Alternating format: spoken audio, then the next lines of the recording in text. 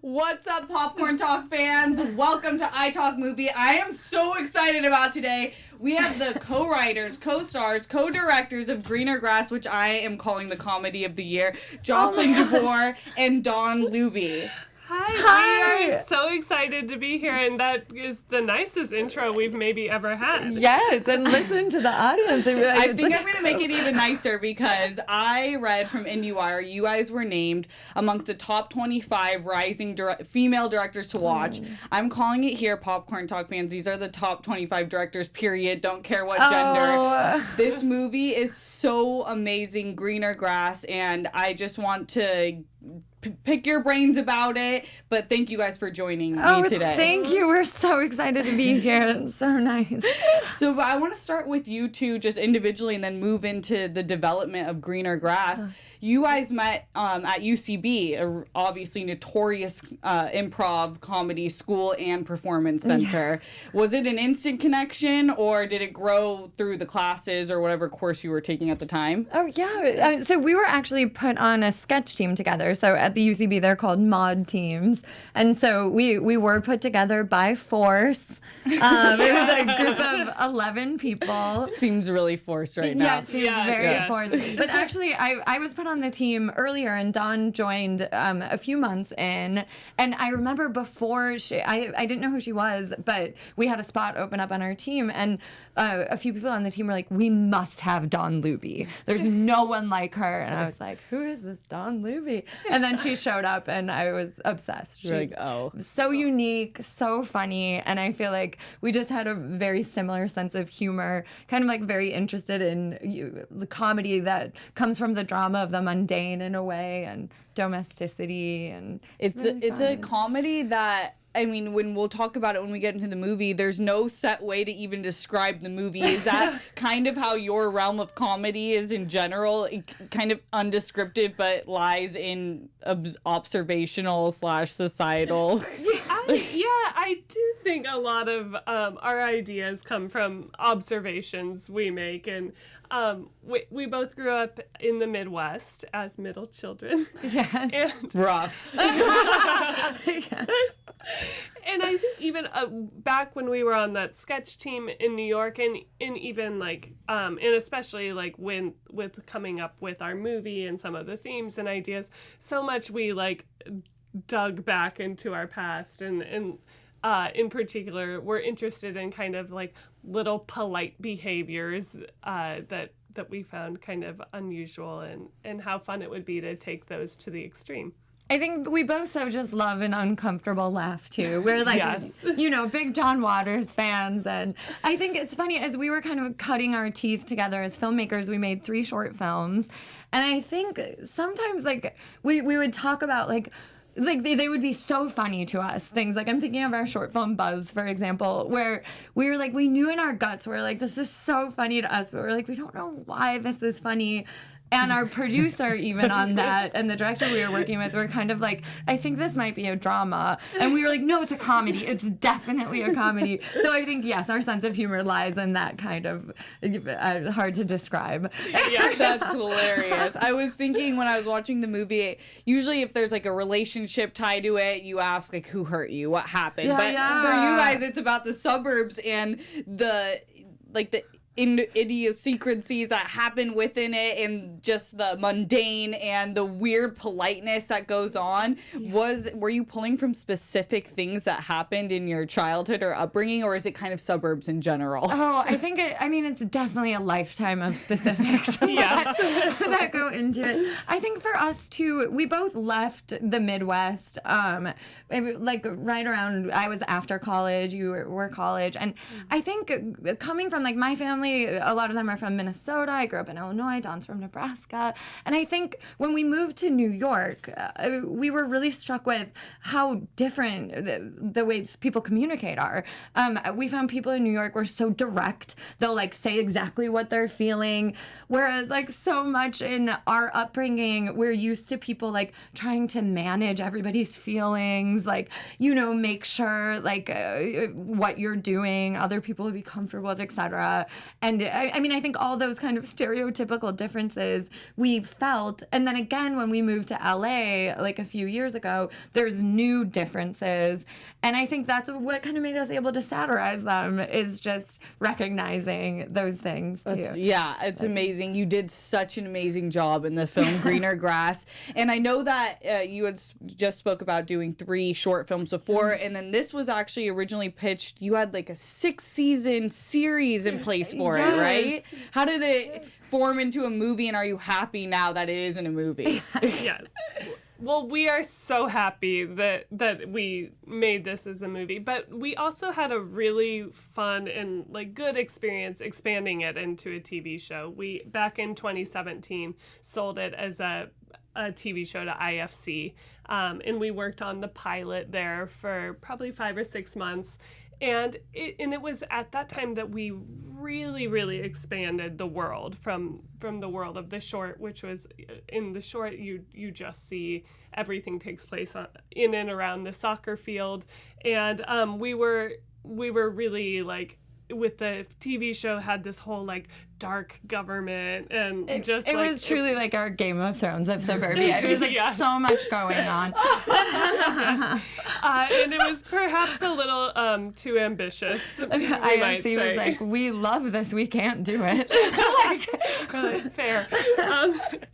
And so I think it was kind of the end of 2017. We thought about, do we pitch this as a TV show to a different network where it might be, make more sense. But we got just so excited about the idea of making it a feature. And also it was important to us to direct it. We really wanted to have creative control. And we were worried if it was a TV show that, because we didn't at that time have a ton of experience, that we wouldn't be able to do that. And I feel like this movie, at least for me, where it completely slayed was in the details. Everything was perfect. And I feel like if you guys hadn't been in such control of it with starring, acting, and writing, it wouldn't have turned out as good, because it is nothing like you've ever seen. Like, viewers at home, if you haven't seen the movie, stop what you're doing, come back to this after, watch the movie. But Ryan and I, our producer in the booth, Ryan Nelson, he can't say enough good things too. It's like this weird Stepford Wives meets Truman Show meets Desperate Housewives meets like Jocelyn and Dawn. Oh, that's so nice. So nice. Well, we feel so lucky on this project that like Dawn was kind of touching on this, but we're in a really unique situation, which is that we had a sole investor fund our movie. And so basically we got a sum of money that we had to work with, and then they were completely hands off. And it's such a lucky thing for us, and so unique, because I think we were able to be exactly as weird as we wanted to, and no one was ever telling us no. And we just like, we're so, it means so much to us that people do say the movie is so unique, and we always will think to ourselves, like, what would the indie cinema be like if more people, more like weirdos like us, got the opportunity to make stuff that it wasn't like 40 people's hands in the pot on, you know? And the budget of our movie, it was so small that it's truly a rounding error to most big movies, like what we made this movie for. And so we just are like, we hope that, people who, value unique and weird movies, that more people will get the opportunity. I think it will inspire a lot of people, especially young women creatives, when we're often don't think that we can make these types of movies, especially given the creative control, you don't hear that a lot. Was that a surprise? Yeah, and that's why we like to say it, because it's not common. Yeah. One thing that I was hearing you guys say was, because this movie is so obscure, you did want to be clear that it wasn't weird for weird. Everything in it was direct. So the braces, the golf carts, all of those things, and you actually shot that in a city that uses golf carts, right? That's right. Yeah, that is crazy. I love that. And one thing I love is the cast member Beck Bennett, obviously SNL hero. Yeah. And he was talking about how you would think that a lot of the lines were improv, but your writing was so exceptional that they didn't even want to improv it. A lot of it was in their face expressions. Those were kind of the extra additives, but the lines itself weren't. How long did it take you guys to script out the movie? Oh my gosh. Yeah, well, I should first say we are obsessed with Beck Bennett. We don't, yeah. Like, I'm in that club. Like, our experience working with him could not have been better. Like, and we were really drawn to him originally because we watched him on SNL, and though he would play sometimes like be in these very broad comedic, like unusual situations, his acting is always so grounded, and he delivers his character and their arcs with such stakes. Due to the nature of our script, of course, we always knew from the beginning that it needs to have emotional stakes to it, or the movie would be insufferable. Like, you need to care about what's going on. Like, things need to have real emotional consequences, and Beck like couldn't have delivered better on that front. And he's also a puppy whisperer. So our movie, stars a 7-month-old puppy, and the two of them were thick as thieves. No way. I was so lucky. Not many people can say that your movie, other than like Air Bud, stars a puppy, a really cute puppy for that matter. Yeah, it's really fun. And Beck Bennett's humor is kind of similar in the sense of what he does with Good Neighbor and Kyle Mooney. Yes. Totally. Yeah, it's a similar realm of comedy where this is why Ryan Nelson talked about how we think this movie is going to draw a cult following eventually, and sooner than later, I hope. But it's the same thing with Good Neighbor, where when you get it, you really get it. Oh, yeah. And you have a ride or die fan base. In one interview, I was just dying watching. I think it was at IFF Boston Film Festival after you guys had played the movie. Yeah. I did my research. Oh my gosh, Thank really you. And the lady got on stage, and bless her heart, but she was like, that movie was crazy. What was it like to make this film? And you guys, how many times have you kind of had that sort of reaction? More often than not, I would say. Some of the funniest Q&As for our movie is when the moderator beforehand is like, I haven't seen the movie, I'm gonna sit and watch it right now, and then I'm gonna do the Q&A, and we're also always like, okay. Because truly they're kind of in a state of shock during it. And sometimes afterwards, they're just like, what? Why? Huh? Drinking cold water? What? Yes. It's one of those movies that I think, like, sometimes when you sit with it, it kind of opens up for you after time a bit more. But I don't know. Yeah. I Yeah. think for some people, but I think for a lot, as soon as I finished it, I sat down and watched it again with my roommates, because I'm like, I'm not gonna. This isn't gonna just like pass by us. Like, this is a community watch along right now. I think it's fun. so good. I think it will eventually. I wanted to right now where it's available on Amazon Prime. That's where I was able to watch it, but in select theaters. Yes, it is playing in select theaters. You can look at greenergrassmovie.com, and that'll show where it's playing.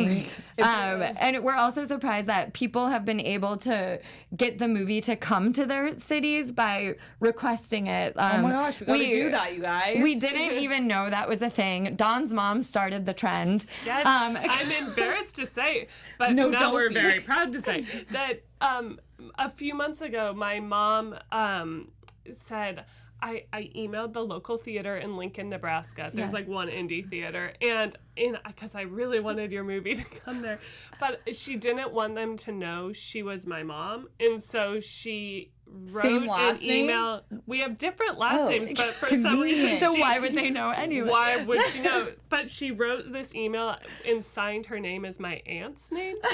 From her email address, which is her name yes. also. But we were giving her such a hard time, like making fun of her. And then the next day, we get like our updated list of theaters from IFC, and right at the top, Lincoln, Nebraska. It's the strangest. Holla! Go mom! I know, so That's now what we they're have for. to hire my mom. Yeah, definitely have to. One thing I wanted to ask, were any of the characters in this film based on people you knew, or were they kind of a metaphor for a group of personality trait? I think more so a metaphor. However, it definitely at certain times we would like reference people. One that comes to mind is like the line when Beck Bennett gets a present from Lisa, the statue that's she painted herself, and he's looking at it and he's just so painfully honest. He's like, I think I like it. Like he can't like pretend. And that's definitely my younger sister when she gets scared. My sister Hannah is like, that's a straight up Hannah DeBoer line. But so I feel like there's little moments like that. We'll never say who Lisa Wetbottom is based off of, but she's kind of an amalgamation of a couple people. Wow, I love that. The passive aggressiveness of Lisa. My God. She is, yeah. She's something else. It's really funny. And we joke that unfortunately, I think we all have a tiny piece of Lisa Wetbottom in us. Yes, and we're not proud of it. But. No. Even from the opening scene. Yeah. The opening scene where you just give your baby away is... And you think the stakes can't get any higher, but somehow throughout the film it does, and you speak a lot about tension and building that. Oh, totally. How did you work that into the script? Did you really have to read it and know how to build up scenes? Yeah. Well, and I love that you bring up the example of Jill giving her baby away, because I think that's a good example too of something that feels so absurd in the moment that you're watching it, but we wanted to make sure that it was grounded. And it's how often in your lives do you feel like that people make huge decisions based on what they think will make other people happy or what they think other people are expecting of them? And that is totally what's behind that moment for Jill. So I think it feels so crazy, but then when you see her being emotionally affected by it and it having consequences throughout is when it becomes watchable, so to speak. Yeah. Like something like that happening. So it was like so much we were playing with the genres of course horror a little bit and comedy. And so it's exactly what you said. We're managing tension and release throughout. And we would talk about it while we were writing the script. I think because our background is live performance and we're so used to doing comedy in front of an audience that we talk about the audience laughs as we write the script. We're like, okay, so this is like, we'll build the tension here and then like, boom, they can like release it with the pool water line here, and then it's like you build it up again. And so we kind of try to orchestrate the audience's experiences as much as we can, just in that we so badly wanted to make a movie that was a fun ride for the audience. Oh my gosh, yeah. I think Don and I, we're not totally cinephiles. We grew up loving movies, of course, but our background is more, we relate to the audience, I think. And we'd be so drawn to movies that are super stylized, or you watch the trailer and you're like, oh my gosh, this is like so surreal and funny. But then you sit down and watch it and it's like, well, I don't really care about anything that's happening. Like, it doesn't feel like real in the end, or like, and I think I'm a kid that kind of grew up on soap operas and like mid-century melodramas. And it's like, I want to watch things that are so cool, but I also want them to have a story. And I mean, Dawn as well. And so that's what we're talking about in that sense of like taking the audience on a ride that we hope never gets to the point where you're like, well, this looks cool, but it's boring. No, it definitely was not like that. No part of it was boring. I was like, when is the escalation stopping?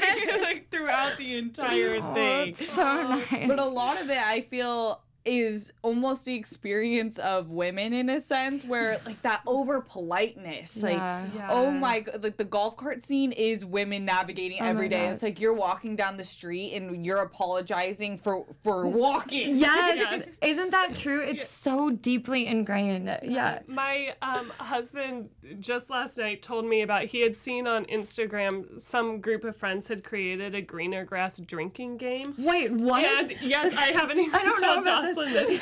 Yeah. And you have to take a drink every time Jill says sorry. Oh God! Which I think you would get quite drunk. Yes, where you'd be just completely hammered. That is, and you have to do a shot every time a child is given away or lost. That is so funny. That is so. The kids are hilarious in the movie as well. Oh How my was the gosh. casting process for them? Were they easy to work with? Oh, yes. Surprising, because sometimes Surprising. kids, I'm like, what? Yes, we lucked out. And we did a nationwide search for Julian and Bob, who play our children, because we needed such like good grounded actors, and who could also like pull off the tone, which is a little unusual. And so we, with both Julian Hilliard, who plays Julian, Jill's son, and Asher Miles Fallica, who plays Bob, my son, we saw them they submitted tapes, and they just nailed it. They understood it from the start. And but one thing, Julian was such a serious actor. He took the role so seriously. And there's this part where he falls into a swimming pool, and we really wanted him to do a plank into it, just like full like smash. It was like YouTube people were planking. We were like, this is the funniest way to fall. Like, here, this is what you're gonna do. So he was like, we showed him YouTube videos, and we all were staying in a Holiday Inn together, and he was like practicing in the pool all the time. We'd see him out there planking, and we did the take, and he nailed it. We did one take, he got it. And then a few weeks later, we went to go shoot the opening soccer game scene, and where he falls on the soccer field, and we kind of walk him through. We're like, Bob's gonna brush you, and then you fall. And we go to shoot it, and he gets brushed, and he starts to fall, and he starts to do a plank, like face first onto the ground. And we're like, cut, Julian, what are you doing? You know, you don't have to fall like that. And he said, but that's how Julian falls. No. Yes.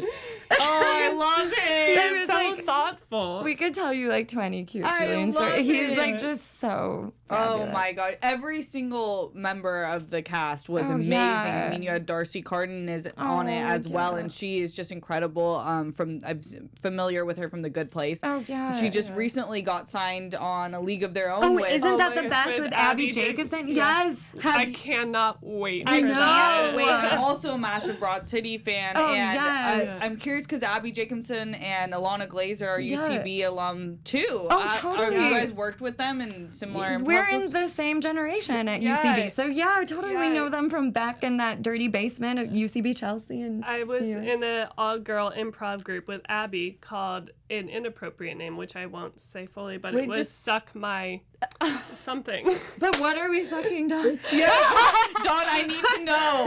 No one will ever know. So such a fan of those two. Like all the cast is like, it's mostly our friends from UCB. Like Darcy and I are on an improv team together. We've been performing for the last 5 years. We still perform every Tuesday. Amazing. I'm doing the show tonight. Yeah. And so like Neil Casey, all these incredible actors, and like the people who have the smaller parts too, like John Milheiser, who plays the photographer. Yes, like, on one it. of my sketch teams at UCB. Just like Santina Muha, of course, is a UCB LA staple, who plays his wife. And so anyway, there's all of it. That's what I love about comedians. Jerry Seinfeld always talks about if he's at a party, he'll instantly just gravitate towards the other comedians in the room. It's your friends, it's your home. Like that's who you understand life with the best. Totally. But I mean, you guys must have so much fun together, but you're somehow able to create great pieces of work that clearly take a lot of organization, diligence, and focus. Yeah. Is it when you guys are in that mode, does it shift a little bit, but at the same time having a fun environment with one another? I think, of course, everyone on that set was working like crazy. It was a 19-day shoot in 17 different locations. And so we were, and not a big budget, so we were moving so fast. But I have to say, it was like, it was so much fun still. I think what we were doing felt so ridiculous that anyone was even like pulling this off in any way, because it was like, so the conditions were so like intense. And so I think we were just laughing so much on set and having fun, because you have to. Yeah. Too. Yeah. And I mean, the premise is so funny. I don't know how you could get past it. Before we get into a fun little segment, I do want to ask just for up and coming filmmakers, what would be your number one piece of advice, and would that be different from what you would give like a woman filmmaker starting in the business? Oh, that's such a good question. Yeah. I mean, I think like what we would tell anyone is to make something. Of course, like we come from a background of live performance, but our careers really took off when we filmed something and like it wasn't so ephemeral. Like someone could watch it, and that can be like it's so easy to do nowadays, like with any amount of money, and get your friends together, make something. Yeah, and I think also make something that you think rocks. Yeah. Versus trying to make something very similar to something else that was successful, unless you think, excuse me, your version of that rocks. But I think, you know, you gotta be when you do make something, it just becomes your life, and you know, you're with it from the pre-pro to so many rewrites and the edit that you have to really enjoy it yourself, and it's something that you feel like is your voice and that like you are excited by. One thing that Don and I did that we didn't even realize that was so beneficial at the time, but when we made the Greener Grass short, we said we're gonna make 10 shorts. And so that was one. And then while we were on set for Greener Grass, we were planning the next one, which is called Buzz. And then we made a third one. And then by that time, we were like, this is a lot of work. It's really expensive. We cannot make 10. 3 is enough. Our editor, who's worked with us for a long time, Taylor Giannotis, like complimented us one day in a way that surprised us, where he was like, you know why I love working with you guys is everything you do is just serves the specific story you're telling. And we were like, what do you mean? And he was like, well, I think so many directors feel like the short they're making or the feature they're making is like their one shot. Mm-hmm. So they do like a crazy aerial shot, or they do this thing and that. They do certain things to just prove what kind of director they are, as opposed to like just telling that specific story that you're telling. And Don and I like sat back with that, and we were like, I wonder if that's because we were always making other things. It was like always that we, you know, so that's why we kind of tell filmmakers now, we're like, make your first short so you can make your second one. And like, you just can't be too precious about anything. Because I love that. I don't know if that's helpful, no, but that is unbelievably helpful. I think that's going to resonate with so many people. To follow up what you were saying though, that you just want to make something that you love. I think oftentimes creators get into a point where they're either stressed about just making it or just creating something that they lose sight of if this is funny to them. Were you ever in a place where you were not finding your stuff as funny, or how do you get into the place where you can really look at yourself from an audience perspective? I mean, we did 21 page one rewrites of this script. Yeah, no way. And there were some clunkers of scenes in this. I mean, I'll just say I think there were like periods where we weren't having as much fun, and you could tell in the script there were scenes that really like worked and scenes that didn't and weren't as funny or weren't as connected to the characters or whatever. So yeah, I think it's any process isn't, you know, I mean, or ours is not anyway, just always every single thing we write works. But you just choose to focus on the stuff you like. Yeah, and I think it's, I think from doing live performance for so many years, you kind of learn the traps of that kind of thing. Like when you're doing sketches, oftentimes a sketch will be so funny when you're all reading it for the first time. And then sometimes like third or fourth time rehearsing it, people will start to be like, is this even funny? And you learn to trust your initial reaction often because you're like, it's the fact that it was new that is funny. And we have to remember that the audience is going to be hit. Like we were first hit at this table read. So it's like little things like that. Don and I just have like such a lingo for with each other that we're like, well, even though we're not laughing at this thing, like we love this thing, we know it'll hit, or it's like we've never laughed that much at this, it has to go. And it's amazing. Yeah. That's great advice. I do want to get into a little special segment. I did some digging, and I want to just ask what was going on here. I did some Instagram digging. I pulled the two most obscure players. We'll start with Jocelyn. Jocelyn, what was going on here? That is so funny. Okay, so that is an Instagram from Martin Starr. That's so funny. Okay, so Martin and I did a movie together back in 2013 called Dead Snow, Red versus Dead. So it's the sequel to what was like an indie hit, Dead Snow. So it's a Nazi zombie comedy.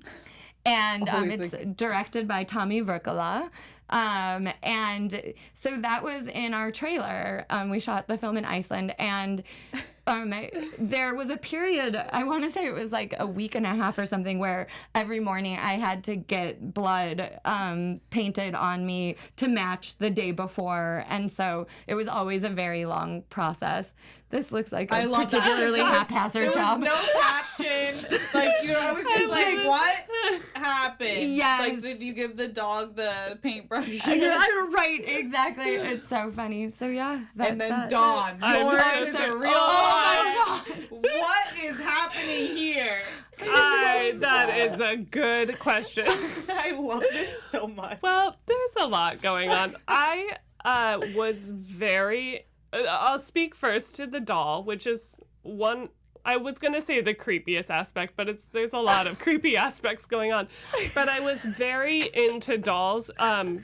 I would say until it was too late for it to be acceptable. And I had, in my walls, or in my room, it was wall-to-wall dolls. No. Like, and like a lot of like, porcelain china dolls. I just loved them. And so our family was like getting, portraits, like pictures taken, and a few individuals of us. And I was like, well, I have to have my favorite doll in it.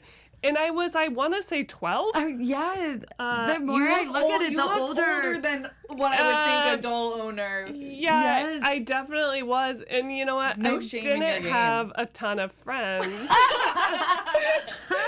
But that doll was a great friend to me. Hey, this is a swaggy pick. If you ever drop an album, this has to be the cover. Well, I have to say, Dawn has a book that's out that's called My 1992 Diary, and it is full of pictures like this. More pics of Dawn. Yes, it's they're delightful and the Available weirdest. Yes, Barnes & Noble, Perfect. Amazon, but yeah, it's sort of my preteen diaries with my like current day analysis and commentary in a lot of photo gems. It came out a few years ago, and I feel like Well, it's definitely going to belong on my bookshelf. Well, we unfortunately have to wrap. I could talk to you guys forever. I hope I see you sometime soon again for the next project. But until then, can you tell the viewers where we can find you, and if you're working on anything in particular we can be excited about? Oh, totally. Well, yeah. Yeah. Well, for the movie specifically, as Jocelyn said, you can go to greenergrassmovie.com. And for me, you can follow my Instagram, Dawn Luebbe. Yeah, and I'm just Jocelyn DeBoer, and like I said, I perform with Search History at the UCB Franklin every Tuesday night, and we're working on our next feature. Yes! So, yeah, we can't wait. Be on the lookout. Oh my gosh, yes, we'll have to have you back in here again. It is such a joy to speak with So you, and awesome, we guys. thank your viewers for watching. Thank you so much for being thank in you. studio. Thank you guys for tuning in. I'm Steph Sabraw. You can find me on Instagram and Twitter at Steph Sabraw. Until next time, we'll see you later. From producers Maria Menounos, Kevin Undergaro, and the entire Popcorn Talk Network, we would like to thank you for tuning in. For questions or comments, be sure to visit popcorntalk.com. I'm Sir Richard Wentworth, and this has been a presentation of the Popcorn Talk Network.